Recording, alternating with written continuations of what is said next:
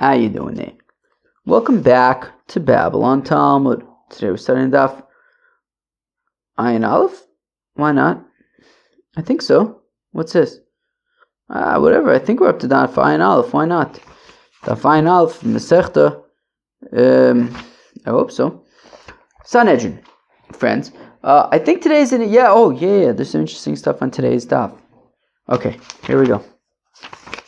Alright, we start in Daf Ayin Aleph, Amid Aleph, 2 lines before it starts getting wide. So about 10 lines into the page or so. Says the Mishnah, Gonav, Mishel, Aviv, V'achal Birshus Aviv. Okay, if this young fellow steals from his father and eats in the domain of his father. Mishel Acherim, V'achal Birshus Acherim, if he steals from others and eats in the domain of others, stealing from others and eating in the domain of his father. In none of those scenarios does he become Ibn Sorimor. The Gemara is going to explain why. He must steal from his father and then eat in some other place, in somebody else's domain. Says Mishal Aviv, Mishal Imo, says he's got to steal from both his father and his mother. Says the Gemara, God of Mishal Aviv, Aviv. So if he steals from his father and eats in the domain of his father, he's not Ibn Sorimor, because Avagav de Shchiach, even though the money that he stolen was available, Keilu just went to his father's drawer and took it out of the sock drawer or whatever. So Av de Shchiach lay boys, but he's nervous because it's he's going to be nervous like eat there and stuff, I guess, because he's going to be because maybe he's going to get busted. His father can come home anytime.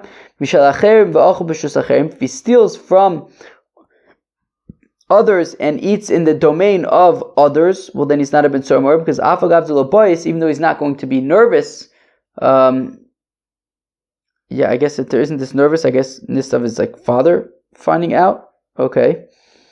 So even though he's not nervous about that, but lo shchiach, it's not common, meaning it's not readily available because it's from somebody else's domain.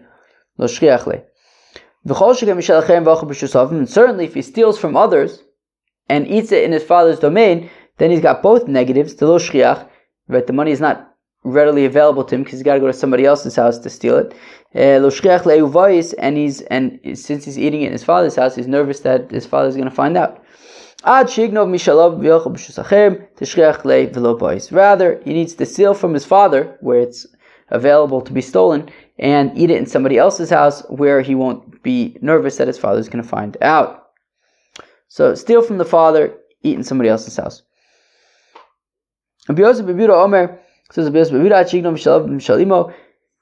He's got to steal from his father and his mother. In fact, the Gemara, Imoy Minola, but how does his mother have her own money?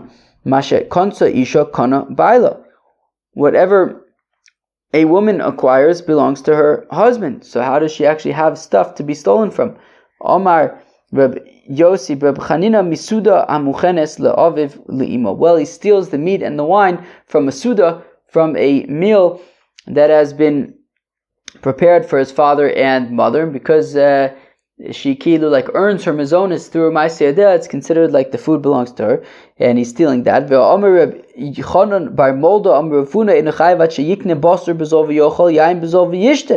effectively, what do you mean he's stealing the food? I thought Ibn Sorimor does not steal food; he steals money, right? As Rabbi Yosef, as Reb Chanan Bar Molda said, the name of Rafuna, I'm going to read that again. Ad sheyikne basu b'zol v'yochal. He's got to steal money and use that money to purchase cheap meat and eat it. Yain b'zol v'yishte, cheap wine and drink that. So he's not stealing food; he's stealing money. Rather, he's stealing money from money that was put aside, that was set aside to be for their meal. He stole that, the money that was put aside for the meal of his father and mother. By same, alternatively, alternatively, how could his mother have had money? Well, somebody could have given her money and said, I'm giving you this money under the condition that it belongs to you and you alone. Your husband does not have any under the condition that your husband does not have any right to the money. Okay, so it says Rabbi Yossi bar Yehuda that he's got to steal from his father and his mother. That was the first Mishnah of today. That's the first of how many Mishnahs today? I think 4. 1, 2, 3, 4 Mishnahs that I'd like to get through today. That's Mishnah number 1. Pretty straightforward. Mishnah number 2. Oya aviv roitze ve'imo eno roitze. If is 3 or 5? 1, 2, 3, 4, 5 Mishnahs today. I want to get through 5 Mishnahs today. How does that sound? How does that sound? Does it sound good? I want to get through 5. I want to get through 5 Mishnahs. We're done with 1. 25% of the way through, 20% of the way through the Mishnahs.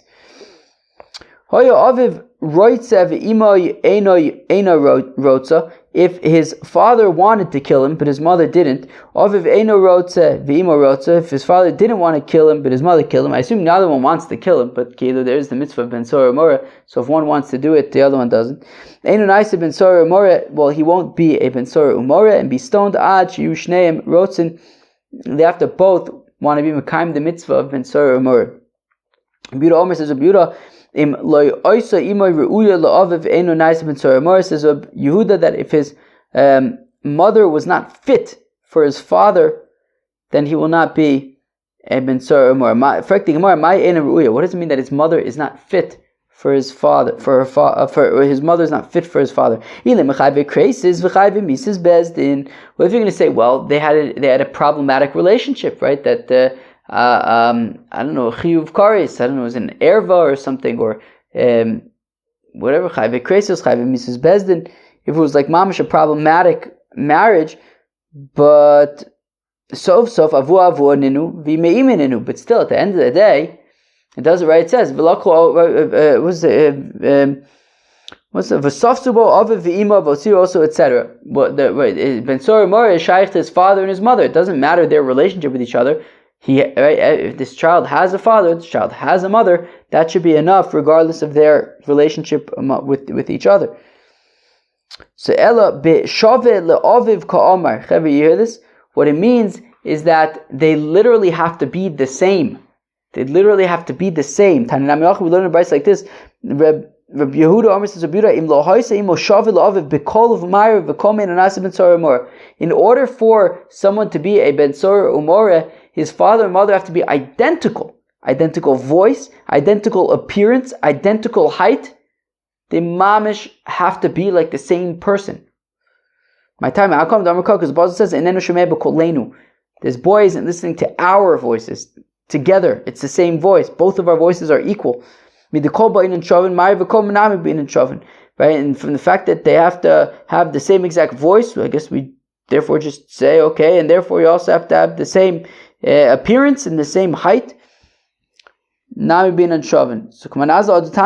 well then, who does the following famous brisa go like? Ben sora umora loy oyav loy osid liyos v'lo menichta of Josh v'kabel sachar. A ben sora umora never happened, and it never will happen. I mean, we're saying, okay, fine. So if it never happened, it never will happen. So why is the Torah wasting ink writing about ben sora umora? Drosh v'kabel sachar, just so that there's more Torah for us to learn and get reward for learning. That's why it's there. So come on, Rabbi Yehuda, it's like Rabbi Yehuda, because Rabbi Yehuda basically says it's impossible to have ben sora umora. The father and mother have to literally be identical, have the same exact voice, have the same exact appearance, height, everything.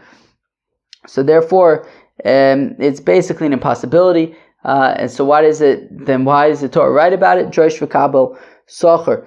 By same alternatively, Reb Shimoni, this concept could be like Reb Shimon. This brisa could be like Reb Shimon. The Tanya that we learned in brisa on Reb Shimon says,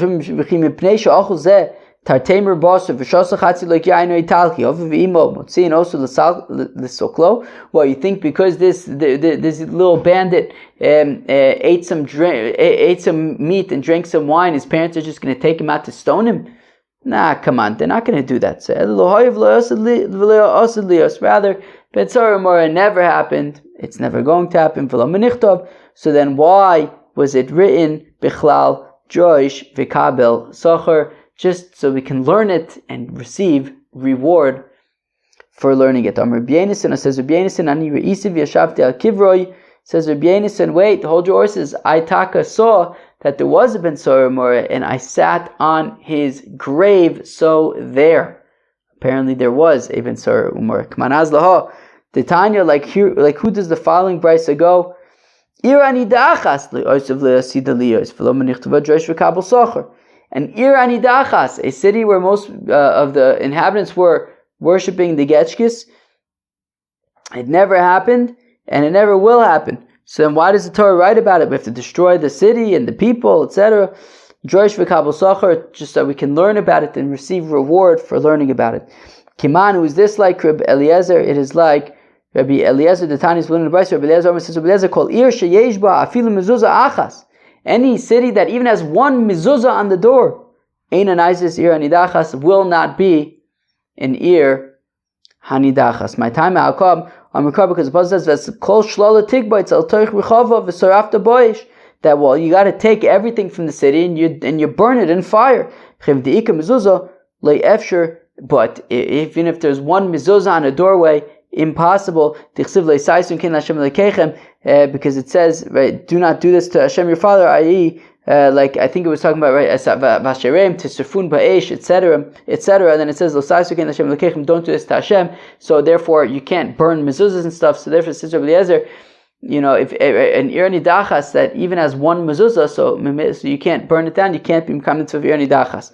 So therefore, Memele, Ir Nidachas never happened. Rabbi Yonasan says, Rabbi Yonasan, however, Ani Re'isi of Yashavti Al Tilo, I Taka saw an Ir Nidachas and I sat on its destruction. Kimanazla the Tanya, like who does the following brisa go? Bais Amenuga. A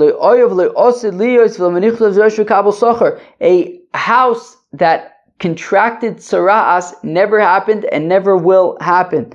So then why is it written? So that we can learn about it and receive reward. Kaman, who does that go like? Krabalazar, Reb Shimon, the Tanan, the mission of Rabalazar, Reb Shimon Omer, Le'olam ein abayis tomei ad, in order for a house to be tomei, tumas tsaras, ad sheyire kishtei grisin al shtei avonim b'shtei ksolim b'keren zovis arkuk shnei grisin v'rachbo kigris. Wow. Okay. So in order for a house to be considered a house that has teras, it has to have a very specific condition, which is, again, achirish kishtei grisin, 2 grease worths, let's just say like an inch. Let's just say grisin is an inch. So you have to have 2 inches al shtei avonim, spread across 2 stones, b'shtei ksalim, on 2 walls, b'keren zavah. So basically, you have a corner, and then mamish on the corner, there's like a tsaras thingy, and it goes 1 inch, on this side, and 1 inch on the other side, and therefore for a total of 2 inches, spread between the 2 sides of the corner, and 1 inch tall, right, or grisses. Arko kishne grisin, 2 grisses long, v'rachbo kigris, and 1 gris wide / tall, I guess. So my time of the okay, so therefore, it's basically an impossibility, and therefore they can't have actually been a bayis hamenuga. My time of the Reb Shimon says that there's very specific requirements for the tsaras. Ksiv kir uchsiv kiros, because the psukim by tsaras abayis, it says wall and it says walls. Ezu kir shuki kiris, what's 1 wall which is like 2 walls? Hevi omer is a keren zavis, this is a corner. Tanya Omer Belazar B'Tzadik says Makamay B'Tchum Aza, there was taka a place in the area of Aza, of Gaza, and they would taka call it the place of the destroyed Tsaras house. So apparently there was a Tsaras house. Omer Shimon Ish Kfar Ako Pamacha Salachti LeGalil. One time I went to the Galilee for Isi Malkum. I found a place from Mitzrayim also that was marked off and said that the taka moved tsaras stones over there. So apparently there were tsaras homes. That was Mishnah number 2 of today's daf. Moving on to Mishnah number 3. If one of the kids' parents was missing a hand, or chiger, or unable to walk, or ilem, or mute, or sumo, or blind, or cherish, or deaf, in an ice ben sar umar, then the child will not be a ben sar umar. Shneimar, as the Apostle says, v'saf suboy, aviv imo, that his father and mother will grab him. V'lo gidman, they can't be missing their hands, they have to have their hands so they can grab him. V'otziu also, they'll take him out, v'lo chigrin, not, right, they have to be able to, therefore to walk. V'amru, and they said, v'lo ilmun, they can't be mute. B'neinu zeh, this child, they're like pointing to him, they're seeing him. V'lo sumin, they can't be blind. Enenu shomei b'koleinu, he's not listening to us. V'lo charoshin, they can't be deaf, meaning when they say to him, hey, don't do this, and he accepts it and says, well, I'm going to do it anyways, they have to be able to hear him say that and know that he actually accepted it. And they have to know how he responds. Then they warn him in front of 3. The Gemara is going to explain what this means. Also, they give him makis. Right? So first they warn him and they give him makis. But if he continued, he persisted to steal meat and drink wine, so then Nidon Besim V'Shlosha is judged by 23 judges, capital punishment. And we would only stone him if the original 3 judges who administered the makis, they are there. Shneimar b'neinu zeh zehu shalaku b'fneichem. That b'neinu zeh, this child, the one who you already administered makis to. Chaver, I'm going to move the chair. It's going to make some noise. 1 second. Okay. So we see from here that we understand psukim literally, right? I mean, every single word, right? We're saying v'tavsu, they can't be gidmin, v'otziu, not chigrin, v'amr. Every single word we're learning out and under izach. So shmamina ba'inon kraki d'chsiv, that we learn the psukim just exactly as they are written. Shani ocha, no, it's different over here. D'chule kra yiseru. No, here the entire pasuk is davke extra, begging for us to learn stuff from it, so we acquiesce and learn some from it, but we wouldn't always necessarily be that exact. We warn him in front of 3. Why are we warning him in front of 3? Normally there's 2 witnesses. We should be able to simply warn him in front of 2 witnesses. Amar Abaye, Chikamas is Abaye, Taka, no, we warn him in front of 2. But if he continues and he does it, so we take him to Bezdin and we administer Makis in front of 3 judges. Malchus ben Tzora More Echiksiva. Where do we see Malchus? Where do we see Makis when it comes to Ben Tzora More? Kedavabo Tzagabo the Amar Rababo says Rababo Lamadnu VeYisru mi VeYisru, that in the right by Motzi Shemra, a person claims that his wife is not a basula. So by Motzi Shemra it says VeYisru, and VeYisru, and it says VeYisru also by Ben Tzora More. VeYisru mi Ben, and by Ben Tzora More it says VeYisru, and it also says Ben. Uven mi bin, vayem bin hakes arosha. The Pasuk says in bin hakes arosha. So in the context of makis, it says bin, and we learn out bin. We make a connection between bin by makis to ben by Ben Tzora More, and therefore Ben Tzora More gets makis. We then also extended it to Motzi Shema from the word that in fact is v'yisru by Ben Tzora More and v'yisru by Motzi Shema. Azoi. Fine. Okay. After he was warned and he was ready to receive makis, he still continues to steal meat and wine, steal money and buy meat and wine, so then that's when he gets stoned. But then we said that, and the original 3 judges who administered the makis, they have to be there for the case regarding the stoning. So, and we say because it says B'nei Nuzeh, this child that was before you and received makis. But I thought B'nei Nuzeh was to exclude blind people if his parents are blind. So I mean by the Zevelo Sumin. We said it means Zevelo Sumin. Imkein lichtov B'nei Nuhu. My B'nei Nuzeh shmamina taiti. Well, if it was only coming to teach that the original 3 judges of the makis need to be there by the 23 judges as well, and then you could say B'nei Nuhu, that he is the child who you administer makis to. But it doesn't say B'nei Nuhu, it says B'nei Nuzeh, to teach both of them. To teach that the original 3 judges from the makis have to be there for the capital punishment, but also that they have to be able to see him and point to him and say B'nei Nuzeh, that they cannot be blind. Okay, that was Mishnah 3 of today's daf. Now we're up to Mishnah 4. Today's daf, Baruch Ad Sheloi Nigmar Dino v'achakach hikiv zokon atachton poter v'mishenigmar Dino baruch v'achakach hikiv zokon atachton chayiv. Okay, so what if you have a Ben Tzora More, right? So the window for a Ben Tzora More closes at Mishayakiv zokon atachton. Once he has sufficient pubic hair activity. So what if he runs away? He was a Ben Sora Mora, then he ran away. And while he's away, the window closes. And they had never convicted him. The window closed. Well, now it's closed and he's potter. But if they had already convicted him, okay, and he was chayiv misa, and then he runs away, well, then he's still going to remain chayiv. So again, Baruch ad shaloi nigmar dino, if he ran away before there was a verdict against him, v'achakach he gives zakan atachton, and then the window to be a ben sora mora closed, potter, okay, he can't be convicted at all. He cannot be convicted anymore. V'mishenigmar dino baruch, but if he was already convicted and guilty as ben sora mora, v'achakach baruch, v'achakach he gives zakan atachton, and then after he ran away, the window closed, but it's too late because within the window he was already convicted. Chayiv. He's going to be chayiv misa. Amar Reb Chanina, says Reb Chanina, ben noyach sheberech es Hashem.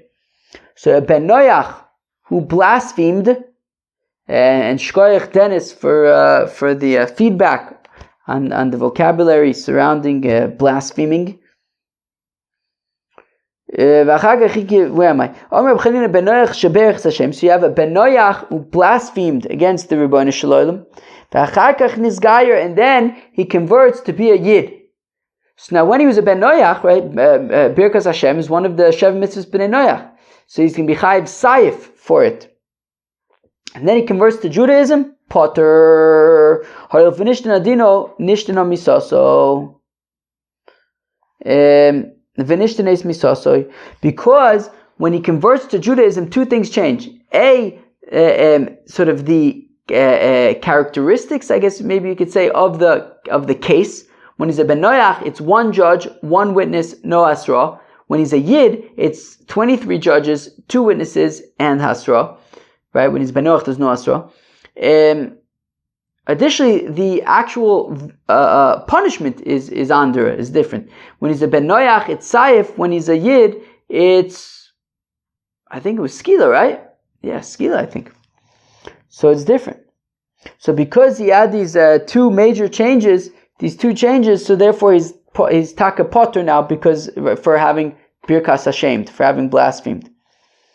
So name of Messiah, let's say that the following supports Reb Chanina. Barach ad sheloi nigmar dinoi v'achakach hikiv zakan atachton potter. The Mishnah says that if he ran away, if the Ben Sora Mora runs away before there was a verdict, before he was convicted, and then while he's away, the window closes. So he's potter. So we'll say that what changed? He gives zakan atachton, and that once he gives zakan atachton, since there was that change, he's no longer going to be chayiv misa.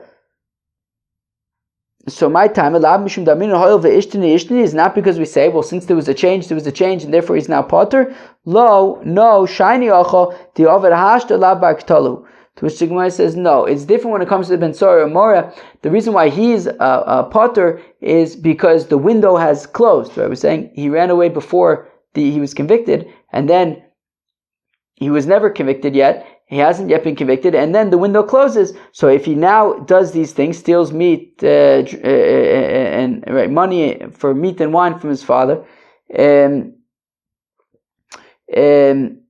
at this point he would be potter. So since he's now potter, that is why he is potter. He was never convicted during the window, and now the window is closed, and if you do it now, then he's potter, so therefore he's potter. Whereas that wouldn't necessarily apply to Birkas Hashem, because blaspheming as a yid, you would also be chayiv.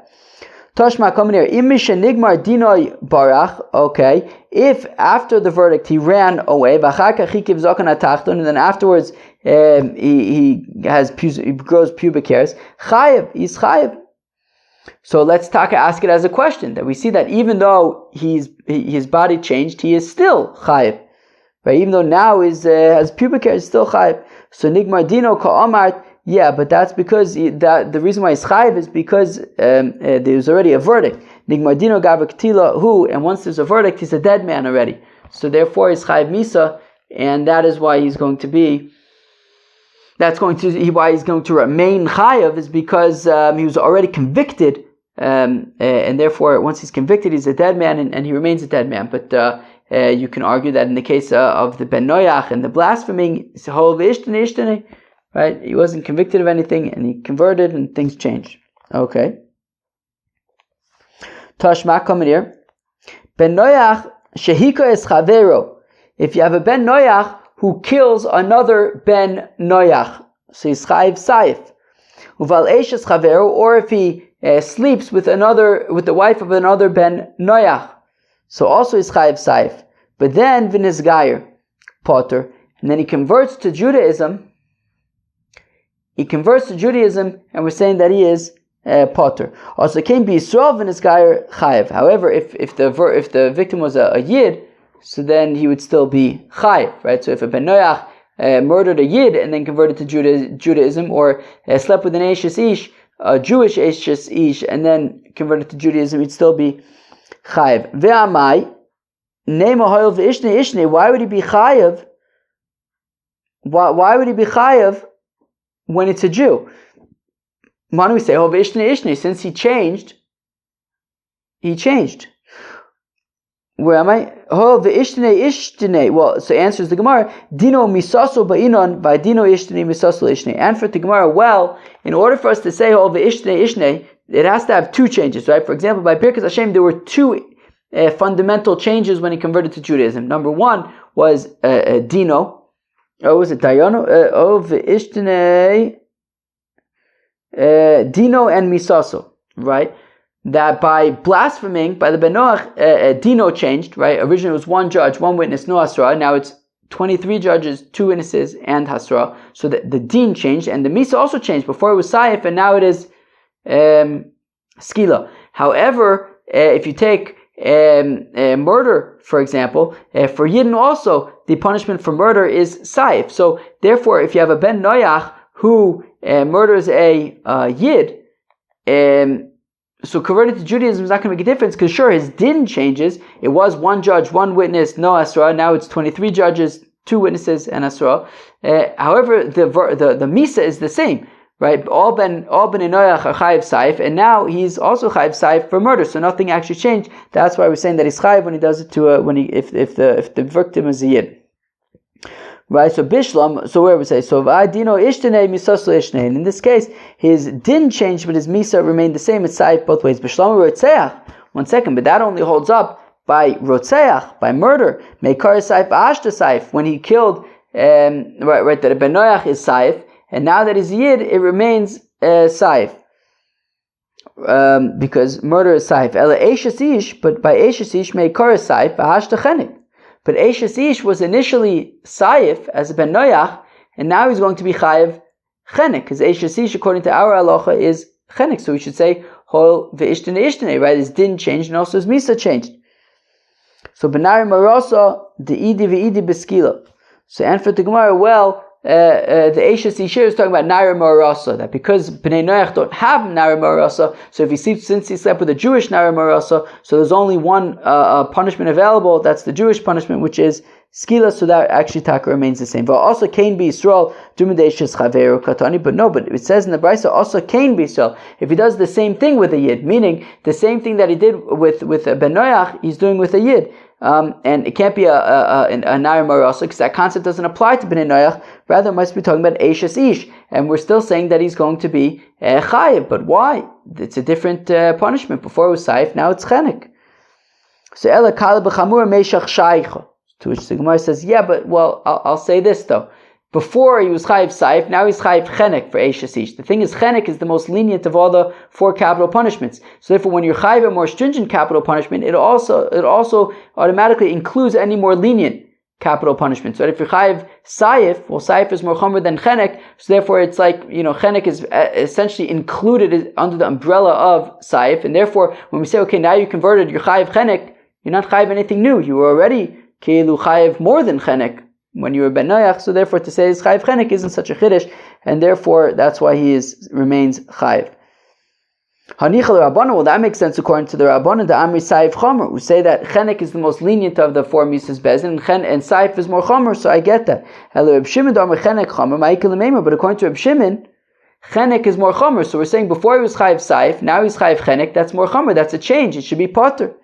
So Reb Shimon Savila Ketanat ve'Menashe, or Reb Shimon Tak also Ketanat ve'Menashe the Omar Kol Misa Amur l'Bnei Noach Ina Ele Chenek, that all misas for Bnei Noach are Taka Chenek.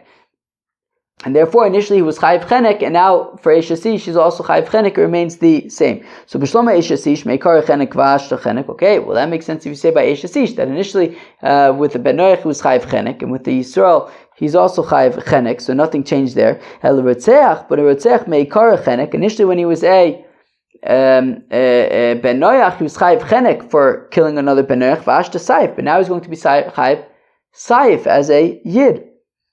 For killing a yid, so that changed. But but according to Reb Shimon, saif is more lenient than chenek, and therefore, when he was chayiv chenek for killing a ben noach, so now he's chayiv saif, which is more lenient, so it's already included. Let's say that the following supports Reb Chanina. Sorcha v'achar bagro tidon bechenek. That if you have a nar marasa, and she had bia, and then she becomes a bogeres, so then she gets chenek, she doesn't get skila. But skila my time alo. Why doesn't she get skila anymore? Lav mishum dohel vishne ishni is not because since she changed, she's no longer a naira, she's now a bogeres, and we're saying that she no longer gets skila, she now gets chenek. That's just like the we're saying it matters that she changed. So that's like Reb Chanina who says that it matters that a ben noach becomes a yid. So v'chol shekanochi here, certainly here, the ishtin eligamer where it completely changed, right? That not only did the misa change, but also the din, right? 1 judge versus 23 judges, etc. But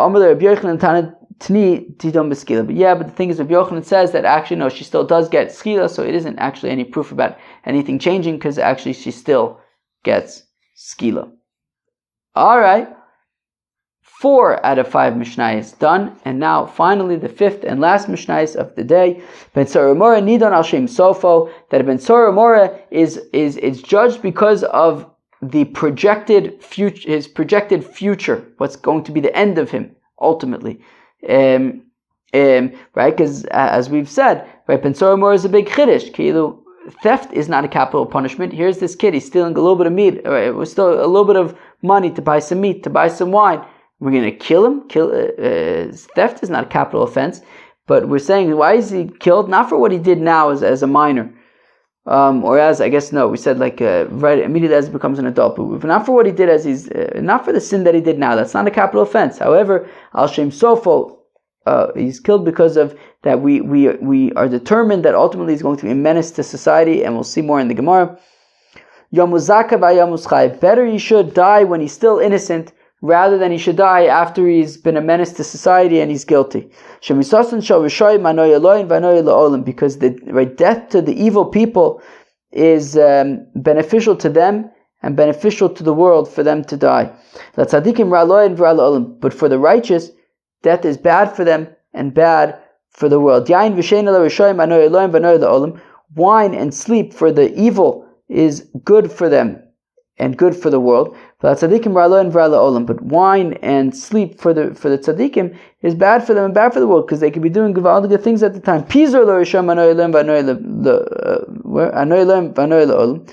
When evil people are spread out, so that's better for them and better for the world, meaning that they're not congregated together. Like for example, I saw that the Rishoyim, that all the local Rishoyim are planning to get together in Beirut for the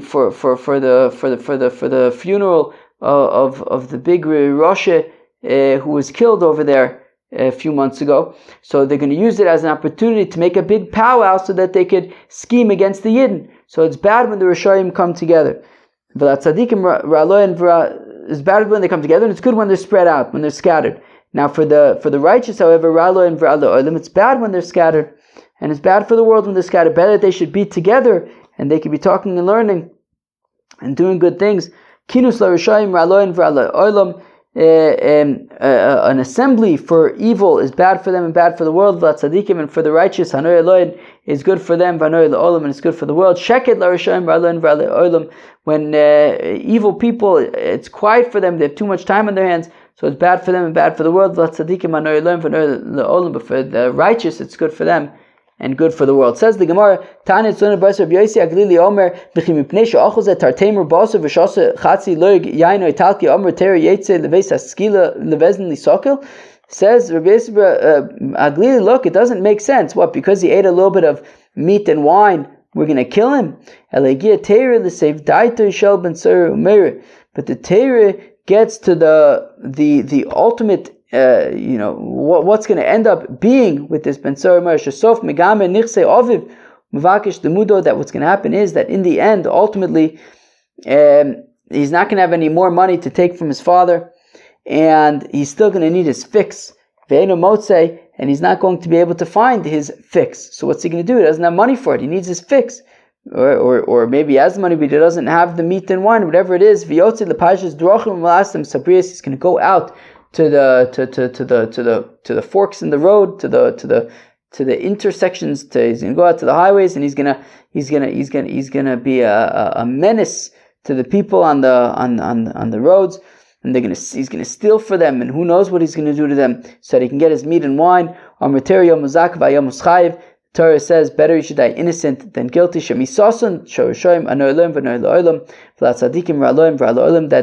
death for the evil is good for them and good for the world, but for the righteous it's bad for them and bad for the world. Sleep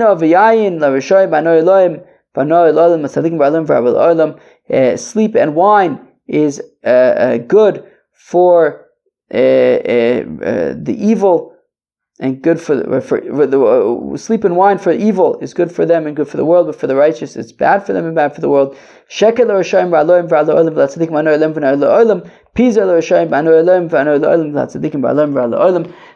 was Daf Ayin Aleph of Masechta Sanhedrin. We learned 5 Mishnayos today. Very interesting stuff. We talk about having to steal from his father and consume it in other people's properties.